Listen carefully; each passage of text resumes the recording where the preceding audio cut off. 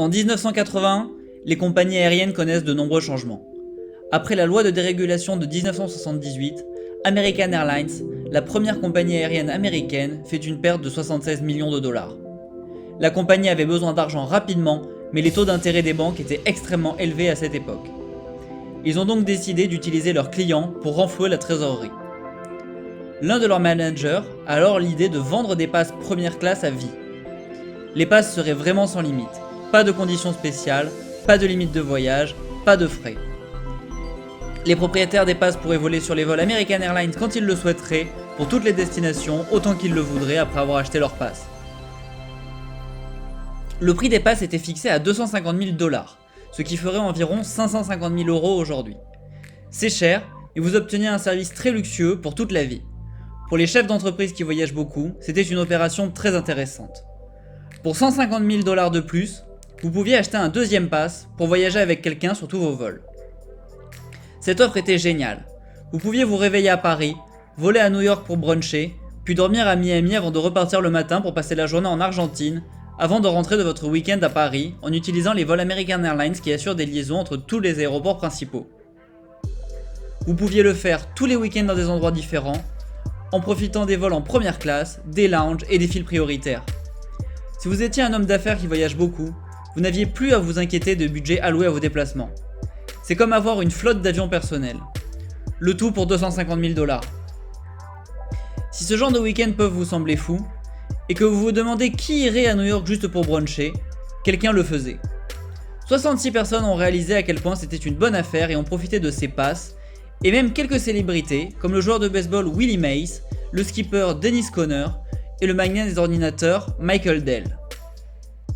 Mais deux noms sur cette liste sont particulièrement importants. Jack Vroom et Steve Rothstein.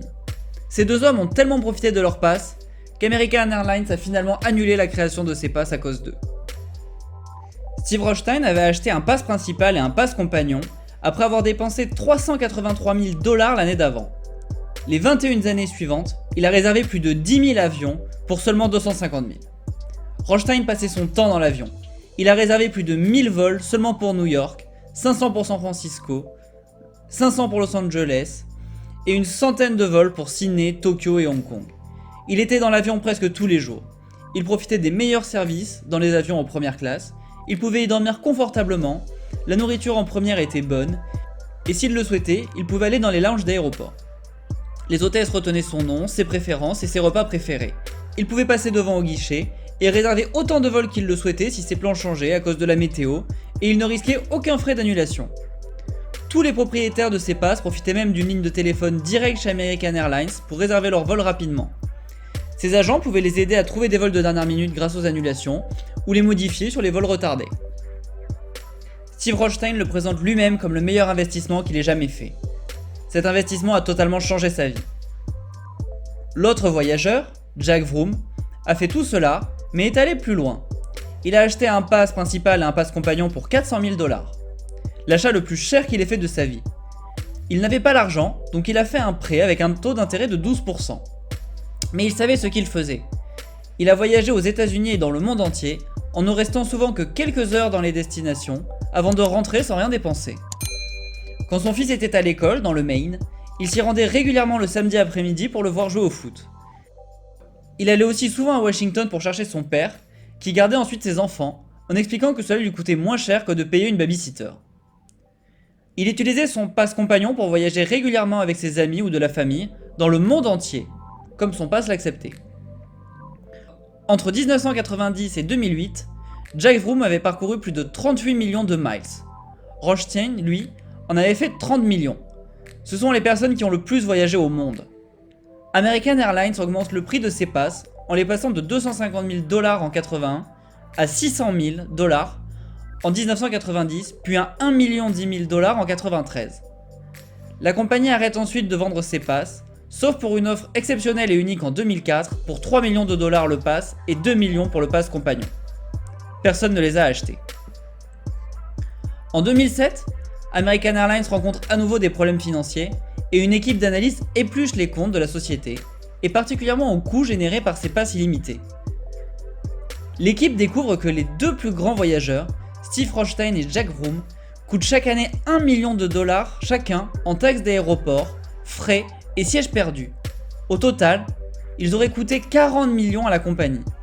Les autres utilisateurs n'étaient cependant pas très loin et avaient tous largement dépassé ce que la compagnie avait prévu. Par exemple, un passager qui possédait le pass, Mike Joyce, avait fait 16 vols aller-retour Chicago-Londres en seulement 25 jours. Les tickets sur ce simple mois lui auraient normalement coûté plus de 125 000 dollars. Pour la compagnie, le problème n'était pas seulement que les clients voyageaient trop, mais aussi qu'ils réservaient des vols et les annulaient à la dernière minute. Steve Rothstein, par exemple, avait effectué 3009 réservations en 4 ans, en réservant toujours 2 sièges, et il en avait annulé 2523 à la dernière minute. Les sièges étaient donc soit inutilisés pour surclasser des passagers, mais gratuitement pour la compagnie. Un document, dévoilé par le LA Times, montre la liste des réservations effectuées par Jack Vroom. Souvent, les réservations sont sur plusieurs vols qui se suivent, pour la même destination, à 1 heure d'intervalle. Dans un email, un employé d'American Airlines explique que même si le billet est annulé à la dernière minute, la compagnie doit quand même payer les frais d'aéroport, qui s'élèvent en moyenne à 491 dollars. Cependant, on peut penser que rien de tout cela n'est contraire à l'offre qu'ils ont achetée, que certes ils abusent de leurs privilèges, mais ils ont fait un investissement risqué au début. American Airlines pense autrement. Après une enquête, American Airlines accuse Steve Rothstein de spéculation sur les billets. Il le soupçonnait de réserver des billets pour son pass compagnon, même s'il avait l'intention de voyager seul, pour garder un siège disponible et le proposer à un étranger. Cela empêchant la compagnie de vendre le siège. American Airlines l'accuse de rencontrer des personnes pour la première fois à l'embarquement et de leur proposer la place. La compagnie juge cela frauduleux et annule son pass et ses privilèges. Steve Rothstein nie et explique qu'il n'en a aucun cas brisé les privilèges accordés par son pass.